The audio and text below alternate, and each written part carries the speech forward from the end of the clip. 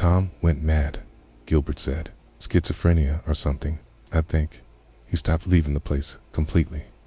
After a month of being pent up inside, he died of starvation. He was a hoarder, a serious one. It took weeks to get the home cleaned up, and even then, there's still some junk in the basement the cleaners left there. I'd be curious to have a look and see if there's anything valuable. He snorted, and I doubt it though, sorted through what remained of the clutter and determined most of it to be worthless. There were shelves full of dusty tools and stacks of used furniture. Shoved up against the wall was a large mattress with dirty, stained sheets and old clothes piled on top of it. There was one thing I uncovered that did catch my attention. In the far back corner of the basement, something was hidden underneath. A white sheet, a chest, turned back to face the wall. Within the chest, I discovered a diary and a stack of paintings. I skimmed through the diary first.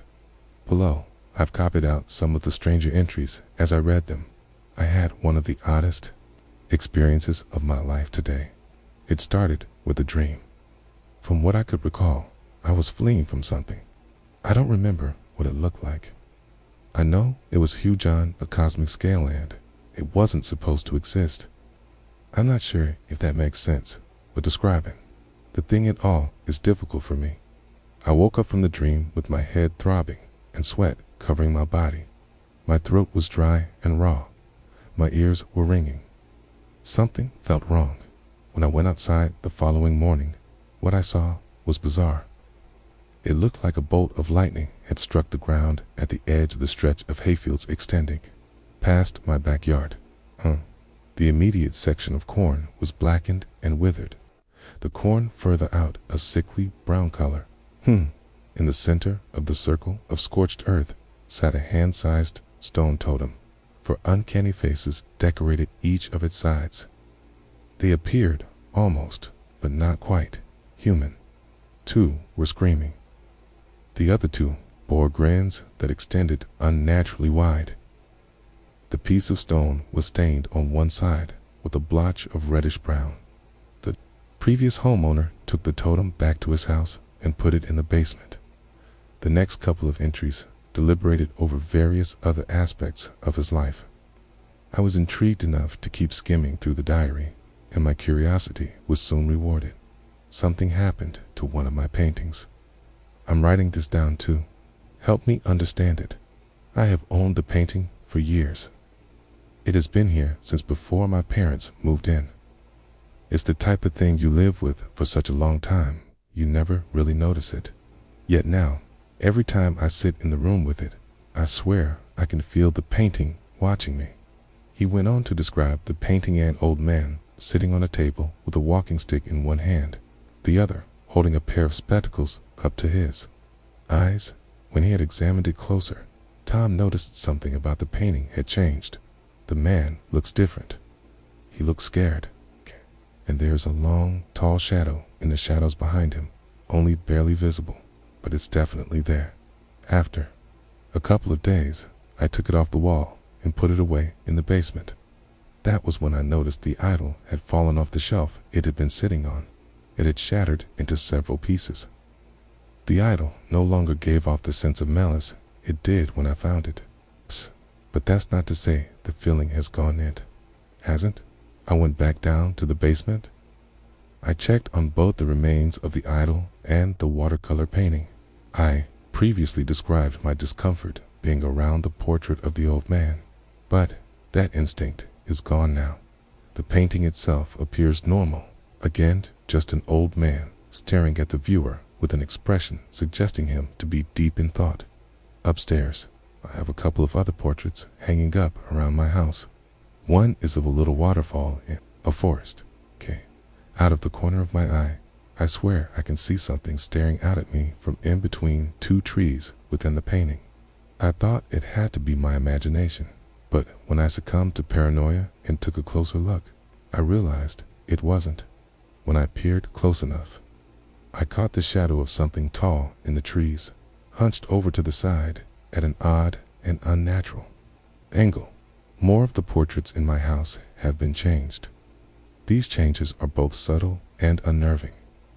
What is stranger is that when one painting changes, the others change back. The shadow of the thing inside the waterfall painting has disappeared. I want to know if what is going on here can be explained rationally, and if it can't, I want to understand what the hell this thing is haunting me. I've thought about it, and I believe getting rid of the remains would be wisest. I can't emphasize enough how uncomfortable it is to share a house with either thing possessing my paintings, which must be somehow connected to the fetish. I hate being around the paintings once they've changed. They're not so bad after they've changed back, but whichever painting possesses the visual anomalies feels alive. Not just alive, but hostile. I honestly feel like the thing inside the paintings despises me. I'm not overly superstitious, but I'd be an idiot to deny there was something evil about the idol I discovered out there. Getting rid of the idol didn't work. Getting rid of all of the paintings I've spotted changes in didn't work. It keeps switching between other portraits all around the house. The most recent one it took possession of is a landscape portrait of a small, old-fashioned neighborhood from the 1930s. Something is staring out at me through one window, no more than a hazy blur in the grayness of the glass. I took it down and put it away with the other ones. The following entries described how it moved from one image to another. Tom subsequently developed a phobia of being around portraits and avoided them religiously, going as far as to lock every painting he owned away in his basement. His entries became less and less coherent. He discussed how his world was falling apart. The account he wrote painted a sad picture of a depressed and lonely man who needed help but didn't know how or where to get it. I could hardly make sense of the last couple of entries. They read like the ramblings of a madman. Well, I wasn't surprised, since Gilbert told me he had been diagnosed with multiple mental illnesses in the years leading up to his death. Tom scoured his house repeatedly, looking for paintings. He claimed to discover different pictures hanging off his walls every couple of weeks. It became a daily ritual to check his house to make sure no new ones had appeared. He's convinced something awful would happen if the wraith, as he had begun calling it, was left outside of his basement for too long. This was where the readable part of the journal ended. The remaining entries were impossible to make sense of. I took the journal upstairs and sorted through the paintings. They were the same ones the author described. The one at the bottom of the pile was a depiction of a procession of gaunt soldiers from what looked to be two, trudging over the remains of a weathered battleground. The soldiers' eyes were fearful and haunted, their faces stark white. This photo scared me in an inexplicable way. The longer I looked at it, the more mad and deranged the faces of the soldiers appeared. The sensation I felt while around it mirrored the one the author had described, a steadily growing sense of uneasiness that made it difficult to gaze upon the painting for too long. One of the first things I did with the portrait was take a photo of it on my phone. Tom had done the same thing a couple of times previously and made a dubious claim. According to him, the effects the portrait had on him didn't extend to photos of it, no matter how many he took. He was right.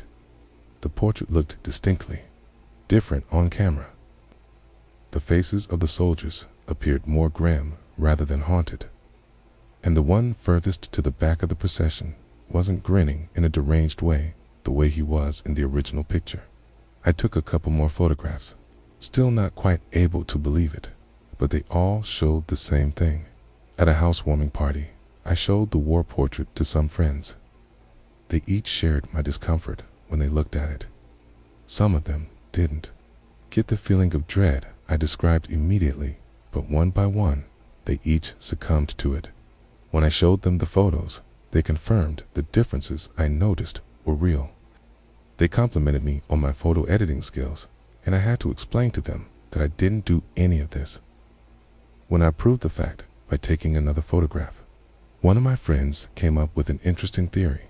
He suggested a special kind of paint could have been used to make the painting appear different in the light of the camera as a picture was being taken. keen to get to the bottom of the mystery. I began testing some of the other claims made by Tom in his diary. I placed the WW2 portrait next to a collection of creepy photos I had found online and printed out. The first time it happened was with a photo of a pale, angular face leering out of a dark background. I couldn't say precisely when it occurred, but the wraith took possession of the photo. What had once been a piece of paper with a generic, scary image printed on it was now a dark, almost oppressive presence lying on my desk beside me. Something else happened too. The WW2 portrait changed subtly. The soldiers' faces now looked like they did in the photos I took of the portrait. It worked just as Tom had described in his journal. Whenever I wasn't looking directly at one of the photos, I could swear the face in it had turned around to stare at me. I frequently looked to check this wasn't the case, but this did little to curb my anxiety. The effect of the photos seemed to be cumulative over time. The longer the wraith inhabited one photograph, it began as a persistent and intrusive feeling of uneasiness. The longer I spent around the photographs, the more they troubled me. The white, angular face began showing up in the corner of my eye. I began to understand why Tom spoke of the portraits the way he did and why he hid so many of them away in the basement. If I shared the same room as the wraith, I couldn't bring myself to remain turned away from it for too long, or to look at it for too long either. And I wasn't the only one who felt that way. My friends all shared the same sentiment. Once, we played a game to see who could look at one of the possessed photos for the longest. The best of us lasted 9 minutes before shuddering, turning away, and leaving the room.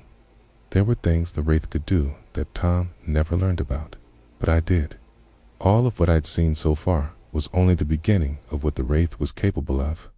One rainy day, when I was stuck on a class assignment, I elected to take a break and went out to get a coffee. When I came back, I noticed something looking back at me from my computer screen that hadn't been there before.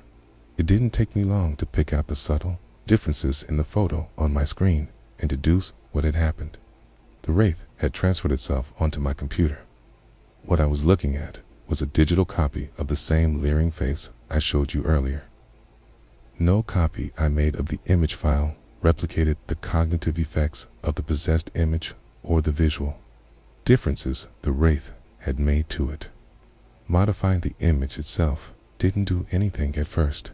When I changed it too much, the wraith abandoned the image and reattached itself to another one in the same folder.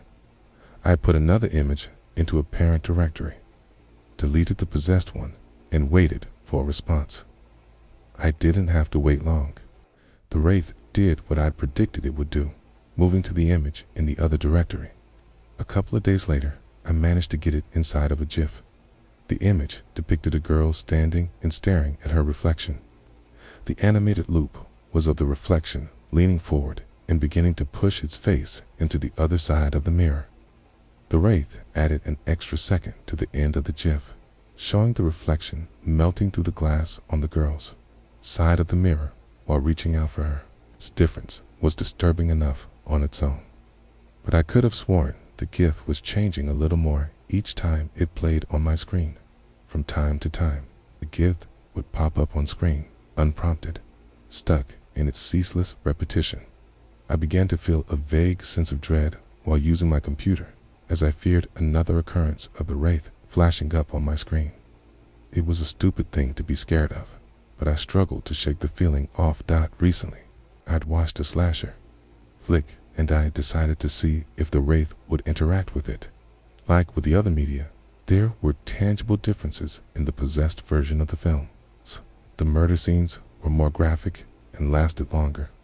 The movie concluded with a 10-second shot of the murderer staring into the camera expressionlessly, with no music or noise. Upon watching the movie for a second time, several more scenes played out where various characters stopped, fell silent, and stared into the screen as the murderer had done. The movie mutated further each time I watched it. Scenes became glitched, and the subtitles turned turned into an incomprehensible jumble of characters from a language I couldn't identify. After showing the movie to my friends, they were as unable as I was to explain what they saw. They had seen enough to be convinced the wraith was real, even if I wasn't so sure of the fact myself. However, none of us was scared by the idea. We were fascinated. We were debating what it meant when one of them brought up an intriguing suggestion. This little group of ours was in the middle of working on a horror game. It was a passion project. The five of us, George, me, Nick, Hayden, had envisioned during our first year together at college. The wraith can inhabit all kinds of media, George said, leaning in. What if it could inhabit a video game? At his urging, I moved the possessed movie file into the game folder on my computer. When this didn't have an effect, I deleted the file the wraith had possessed. It turned up in an image file again, this time a texture within the game. The game we were working on was an exploration of a large liminal landscape. There was little story or background, just wandering through an eerie world with an atmosphere inspired by titles ranging from the old Silent Hill games to active worlds. Even though little in the game had been tangibly changed, playing it was a totally different experience. There was an unshakable sense something was hidden in the game with us, something that wasn't supposed to be there. George, in particular, was blown away by what the game had become. He got it into his head that we had to find a way to put the wraith into all copies of the game. Then we would release the game, and everyone would get to experience what we did while playing it. He was certain it would be a massive success if we could achieve this.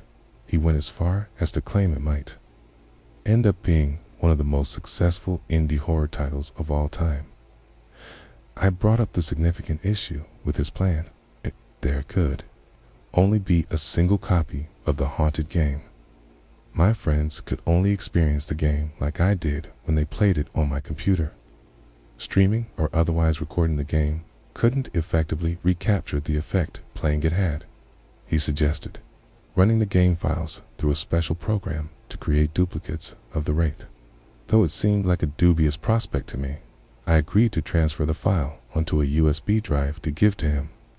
He was convinced he could pull it off, and his excitement at the idea was contagious. For the next couple of months, George dedicated himself to the development of the game. The work he did during this time was impressive. In one live stream, he toured us through a life-size sports stadium in a fully furnished shopping mall. He wanted the experience of the game to be unique for everyone who played it. Before this, he had decided to make the world procedurally generated. It was an overly ambitious goal, but George was adamant he could pull it off, and he already had the code to prove it. The progress he'd made was great, but it wasn't what we cared about. We wanted to hear about what he'd done with the wraith. George admitted he was struggling to control the thing. It was skipping through files in the game too fast for him to keep track of. He assured us he would get on top of the issue and fulfill his promise. We just needed to be patient. George was a binge worker. He was typically either procrastinating or feverishly working on something. We were used to seeing him worn out after staying up late, completing an assignment the night before it was due. I bring this up to explain why we weren't initially concerned when we noticed the way George looked during classes. We did get a bit worried when he started skipping classes and missed a pair of exams. That concern evolved into worry when Nick overheard he'd bailed out on a family reunion. We reached out to him.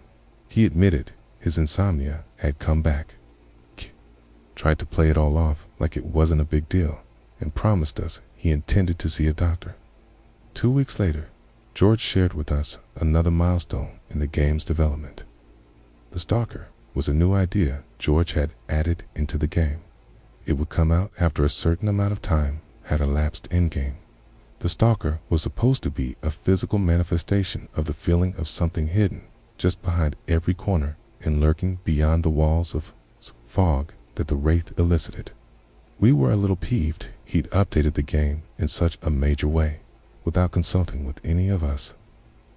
we might have argued about it. However, George was the lead developer of the game and currently the only one working on it at the time.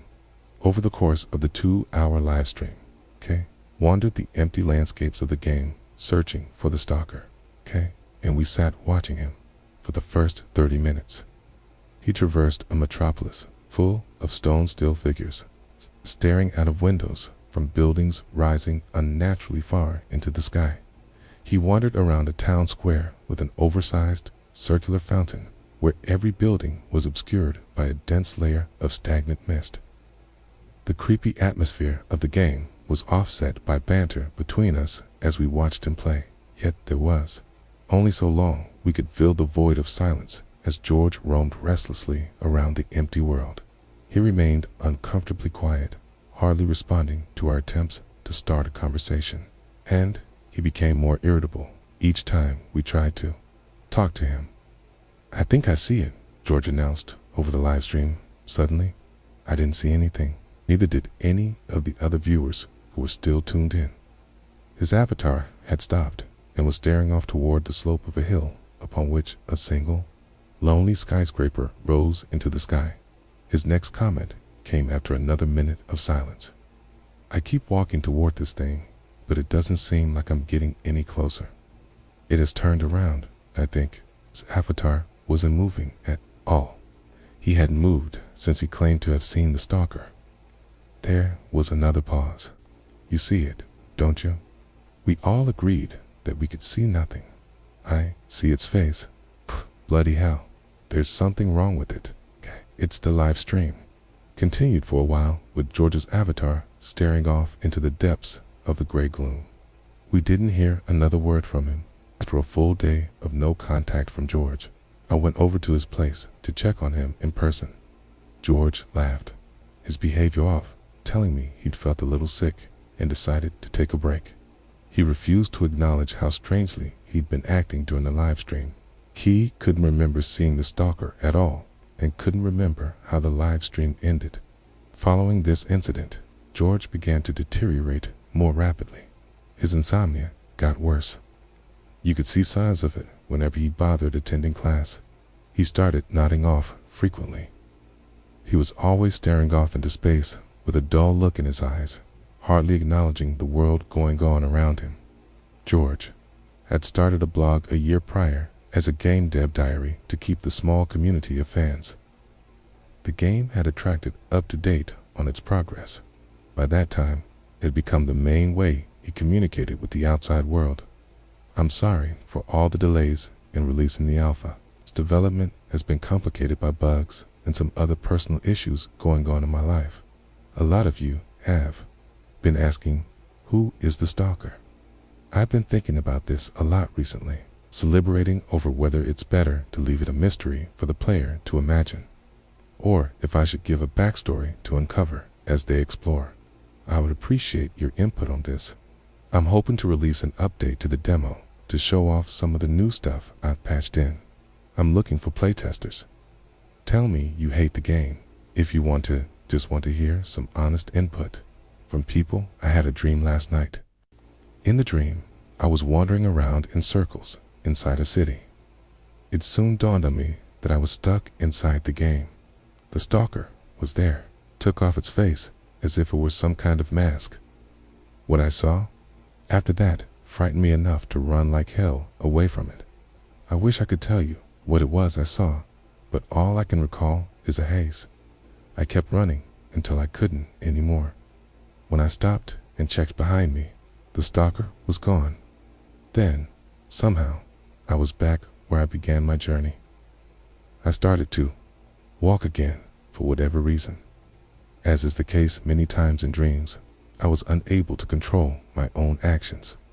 Later, I found myself at the tall building where I first saw the stalker, and the events of the dream repeated themselves. I was confronted with the entity again. It took off its face, and I saw what lay beneath.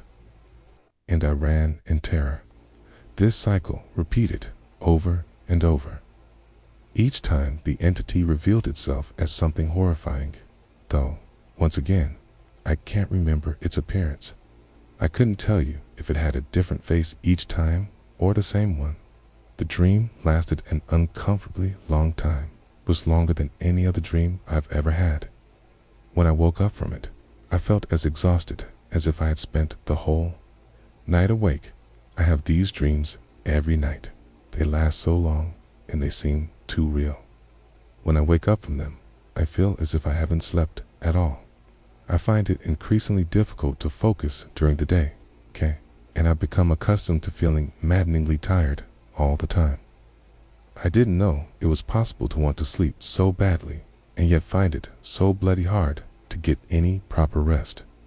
The sleeping pills aren't working anymore. I take them anyway. I'm very dependent on them, and I don't have the energy to deal with the side effects of quitting. At least they make me feel a little less crappy for a while.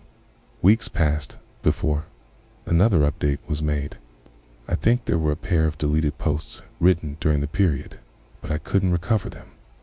Here is the last thing he ever posted. Hi everyone, I need to focus on my mental health for a while. We'll be pausing work on game development for now. I'm sorry for all of you who expected a release soon. I can't say when an alpha is going to arrive or if I'm ever going to pick up this game again. To be honest, for anyone still tuned in, this is goodbye. For now, we'd had a talk with him and finally gotten George to understand how seriously he needed help.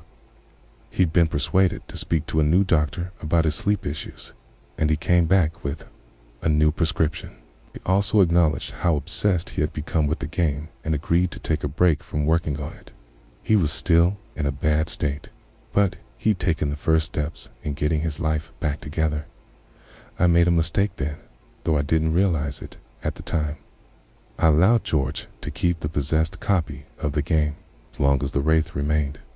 In his life, its grip on his mind would never loosen. Not understanding that truth cost George everything. A couple of days after our last exchange, George was found dead in his apartment. It was a seizure, the doctor said. The seizure caused apnea, which was what caused his sudden death. The scene must have been traumatizing for his mother, who discovered him in his apartment. When she'd found him, he was lying on the floor. The room was dark, except for the flickering light of his computer. It was locked on the game world. Skewed. George was spread-eagled, his face turned to the side, and one of his arms was dislocated. It felt like so little time ago that I was hanging out at George's place with a pile of pizzas and some drinks, and we were laughing at some silly game he'd created over the weekend for a game jam. The George I remembered was a totally different person from the haggard and mottled skeleton of a person we saw at the funeral. The game was abandoned. After a couple of months passed, we began working on a new project together, but without George there to guide and motivate us, it lacked the passion and drive it needed to get anywhere. Soon enough, we abandoned it too. As for the wraith, it sat untouched within an unidentified file on George's computer for a while. His home remained undisturbed for close to a year. George's mother eventually decided to clean up the apartment. She asked us if there was anything of his we wanted to keep. After some deliberation, I agreed to be the one to go back there to retrieve his computer containing the possessed copy of the game my friend's in. I replayed the game to make sure the wraith hadn't moved again. Once we agreed that it was still inhabiting the game, we deliberated on what to do with it. We decided we couldn't dispose of the computer. The wraith would transfer itself to another conduit, and with the new item, it would prey on someone else, perhaps another one of us, after some debate. We agreed to have it sealed away instead. We hoped it might remain inactive if it was isolated from people, as it had been before I moved into the house. Nick rented out a storage unit. We locked the hard drive of the computer in a safe box, and we left it there. We hoped to never have to lay eyes on it again. For a couple of years, our plan actually worked. Nothing could replace the piece of our lives the wraith had stolen. But at least now, we knew it wouldn't hurt anyone else. Things were complicated when the storage space was robbed. Nothing was stolen from the unit we'd rented, but the one next door was completely trashed. Nick elected to move the safe box and its contents to a new, more secure location. Just in case, he said. Somewhere along the journey, moving it, I believe the Wraith abandoned the hard drive and attached itself to something in Nick's car. From there, it followed him home and silently slipped into his life. We didn't figure out this had happened until much later. Since graduating college, Nick had become a successful voice actor. He found roles in some video games and a couple of minor TV shows. Nick was also an aspiring ventriloquist, something he picked up from his father. His father had been a semi-popular ventriloquist during his time, and Nick liked to talk about continuing his legacy. It should be noted, Nick had never been great at ventriloquism. He was convinced he was good at it, but he really wasn't. He loved doing acts on stage, but very few could sit through the performances and feel entertained the way he entertained himself. He had a very off-brand kind of humor that only he seemed to understand, and he didn't take criticism of his acts very well. The fact was, Nick was a great voice actor, and he had the technique down perfectly for making the dummy appear as if it were talking. But he just couldn't put together an interesting script. And that ruined his performances. Everything changed when the Wraith returned in its newest form a couple of months later. Nick introduced his audiences to Tommy, the ventriloquist dummy. He claimed to have discovered stashed away inside the depths of his basement. Nick played the role of a submissive character to the dummy, who subjected him to sharing with the audience embarrassing and controversial stories of their years spent together. It was a new kind of act and quite different from the material he relied on previously, and it worked out great. The new content was engaging and funny, and it stood him out from his competitors. In a couple of weeks, he had gone from being a local bar performer to a local sensation. I knew the first time I saw him perform with Tommy in person that something was wrong with the dummy. I wasn't the only one who felt that way either. My friends shared my suspicions. My fear was all but confirmed after we visited Nick in person after one show. When I looked into the dummy's dead white eyes, I sensed something staring back at me. I felt the same way I did when I played our unfinished game in the way felt being around the possessed portraits. Nick patiently explained that we were silly to be worried about him. The dummy wasn't possessed or haunted, he said with a chuckle. He'd convinced himself everything that happened with George was a result of a mental health crisis, and the Wraith never really existed in the first place. The more we pushed him, the more irritable he became. He laughed at us, called us crazy, and claimed we were jealous of his success. He told us we were all pathetic, and then threatened to stop speaking to us if we didn't drop the issue. We were still arguing with one another about how to get him to see sense when an unexpected opportunity presented itself. A few weeks later, Nick asked me to review a new act he was working on. I was the only one on good terms with him at the time, but I managed to convince Nick to allow his friends to come over so they could apologize to him in person for the previous fight. The three of us had agreed to try something more radical when we came over to visit Matthew, Hayden, Hannah once. They'd both convinced Nick of their remorse. We asked to see his newest act, and he settled in to show it to us. The moment he got the dummy out, we sprung into action. His reaction was comical. He refused to give up on his act as we tried to snatch Tommy out of his hands. The dummy begged him for help as we tried to wrestle it away from him. It started laughing as he chased us through the house, its jaw swinging up and down as Nick ran after us. Nick was making the hysterical laughing sound and yet simultaneously wore a completely horrified expression on his face. Once we'd made our escape, we smashed it into pieces with the hammer and threw the remains into the trash. The very next day, Nick was back on stage with the same dummy, which didn't have a scratch on it, acting like nothing had happened. He refused to speak to any of us again after that. We returned to researching the origins of the entity, hoping to find a way to get rid of the source of our problems. I won't get into this much because it was a futile exercise. When we asked for help online, the responses we got ranged from disbelieving to making fun of us. We talked to 2 people who claimed they could help us, but they both turned out to be trolls. That was about the extent of it. The Wraith was manipulating Nick, I suspected. It gave him a taste of fame and success like he'd never experienced before, and got him drunk on it.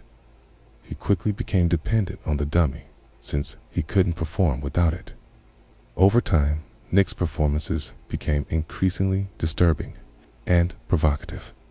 I continued to see them sporadically after our fallout, still convinced I could somehow get through to him. They were difficult to sit through. He knew certain things about the audience, who he frequently interacted with. The interactions he shared with people left many uncomfortable or offended. Others were entertained by his uncanny abilities and provocative personality. I saw people who were in hysterics after watching his performances and talked to others who were religious, fanatic fans of his. As its grip over his mind tightened, Nick began to talk to the dummy outside his shows. This was first spotted by his family, but it became obvious to everyone else around him in time. He had begun taking it with him wherever he went. Near the end, his brother claimed he never saw Nick without Tommy latched onto him. It had become his permanent companion, part of him. This behavior didn't do wonders for his reputation, but by then, it accumulated a loyal band of followers who didn't care how eccentric and messed up he acted. The Wraith gave him the success he'd dreamed of since he was a child, but it did so at an unspeakable price. As for what happened to Nick, we never figured out a way to help him. The last place he was ever seen was somewhere strange called the Grand Circus of Mysteries. He worked there for a while as one of the star performers before inexplicably disappearing off the face of the earth. Following a particularly disturbed act, the dummy left with him. But I had no doubt the thing living inside it was still lurking out there somewhere. I lost track of the entity for a while after it had finished with Nick. I assumed it had gone on to haunt somebody else's life. Personally, I wanted nothing more to do with it. My remaining friends moved out of town, and I soon lost contact with them. I think we all felt responsible for failing Nick, and we saw each other as reminders of this failure. It was better for all of us if we put the past behind us and moved on with our separate lives. I was watching the news one day, some years later. The anchor began discussing a sinkhole that had appeared in a stretch of desolate plains outside of my hometown. They described it as a black hole in the ground that sucked in all the light from around it. I visited the place in person a couple of days later. By then, half the people in town had gone over to take a look. I approached close enough to lean over and look down into the depths of the cave. When I gazed into the abyss, I felt something deep within staring back up at me. There, I fell into a kind of daze. I felt as if I were falling into the blackness. The world around me became unreal and distant. My wife, who'd gone out there with me, claimed I stood over the hole for over a minute, swaying slightly as I stared down into it. It was her who broke me out of my trance. She had to slap me several times before I returned to my senses. By then, I was leaning over far enough that she swore I was about to fall in. I've been keeping track of the sinkhole since I visited it. I heard a group of kids dared someone to venture inside shortly after I went there. Jeff, I believe his name was, Kai. He reappeared a couple of days later with no recollection of having gone missing. I saw an older version of this boy in the news the other day, nearly 10 years later. After I heard about what he did, I figured it was time for me to finally get this story out there. I'm guessing the Wraith has moved on from him by now. Perhaps it returned to the sinkhole, or maybe it has attached itself to a new conduit. Wherever it is, I don't doubt it is searching for another victim. Please be safe out there.